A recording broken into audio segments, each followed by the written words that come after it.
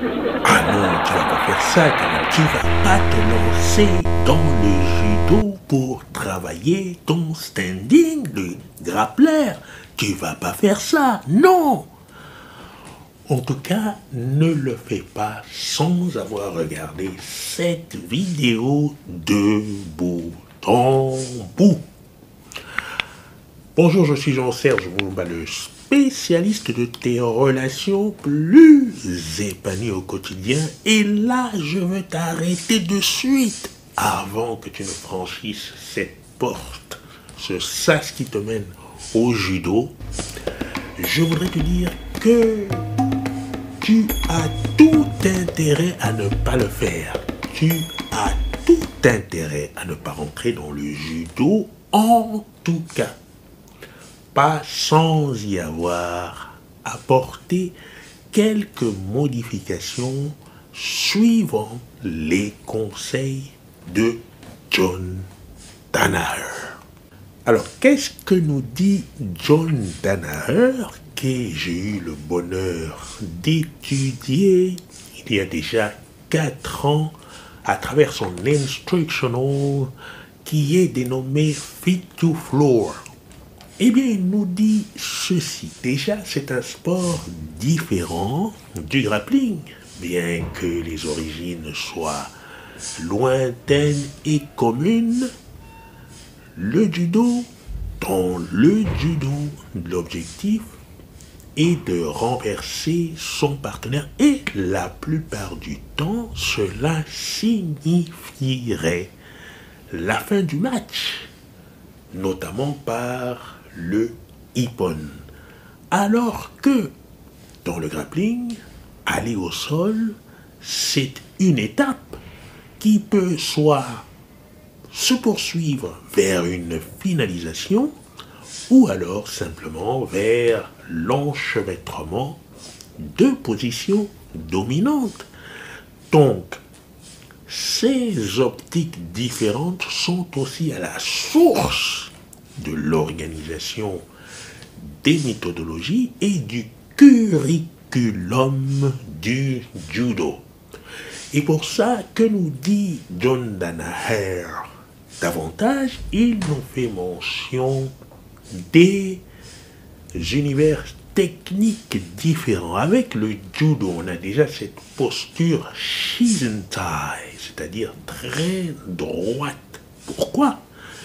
Eh bien parce que déjà, l'attaque aux jambes est interdite, donc cela veut dire que tout le monde se dresse pour travailler principalement sur le haut du corps. Ce qui n'est pas le cas en grappling. Mais il poursuit en disant que lorsqu'on est Shizentai et qu'on est emmené à travailler son kumikata, c'est-à-dire son grip fighting dans le judo, souvent dans cette position doublement neutre où un opposant A tient le col et la manche de son adversaire, alors que l'adversaire fait de même dans le même temps. Ce qui emmène à une sorte de double obstacle qu'il faut traverser pour pouvoir aboutir à ces renversements, ces projections. Ce travail demande une rotation des hanches à 180 degrés qui est très très subtile. Et c'est en cela que cela prend beaucoup de temps pour atteindre une maîtrise assez substantielle dans le judo. Ajouté à ça, il y a cette histoire avec le stiff arm et la rotation des hanches. Il y a donc cette histoire de pouvoir travailler sur une jambe, c'est-à-dire de sauter sur une jambe pour trouver la dynamique, de rentrer, casser la distance pour ces grands fauchages extérieurs que sont Osotogari, ou encore même rentrer à l'intérieur avec des Ouchigari.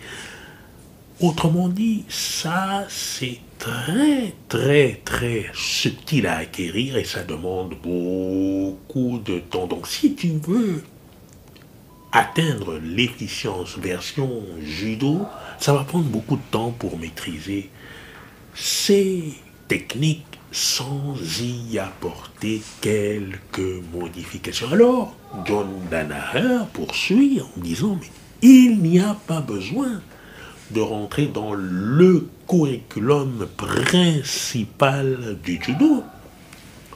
On peut piocher ce qu'il y a dans le judo, l'améliorer, l'adapter. Prenons par exemple le color drive qui existe déjà dans notre grappling quand on est au sol en garde, simplement le retrouver déjà en station debout, c'est une grande chose. On prend l'ankle pick qui est aussi quelque chose que l'on retrouve déjà assis en garde, eh bien, il suffit de retrouver encore cela, et voilà. Ainsi de suite, dans son Fit to Floor, John Danaher nous donne des pistes très concrètes, très raisonnables pour pouvoir travailler le standing en y intégrant évidemment la technique que tous les jujitsuka favorisent, à savoir tirer la garde.